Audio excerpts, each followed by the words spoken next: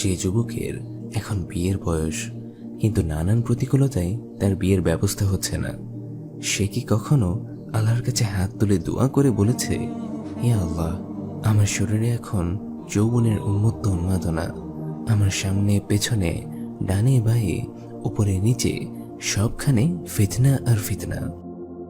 ফিতনার এই মায়াজাল ভেদ করে নিজের চরিত্রকে শুদ্ধ রাখা আমার জন্য কঠিন হয়ে পড়ছে, দুঃসাধ্য হয়ে উঠেছে।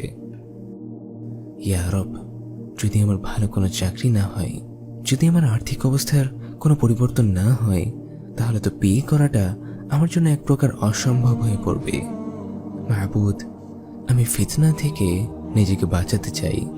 আমি চাই একটি হালাল সম্পর্ক, যেখানে আমার চোখ শীতল হবে, আমার হৃদয় তৃপ্ত হবে, আমার অন্তর প্রশান্ত হবে। আপনি তো সকল ঐশ্বর্যের মালিক। আপনি তো পথের ভিখারিকে রাজা বানান, আমার রাজাকে বানান পথের ভিখারি। মাহবুদ, আপনার অঢেল অফুরন্ত ঐশ্বর্য থেকে আমার জন্য কিছু রিস্ক নির্ধারণ করুন। আমার জন্য বিয়েটাকে সহজ করে দিন।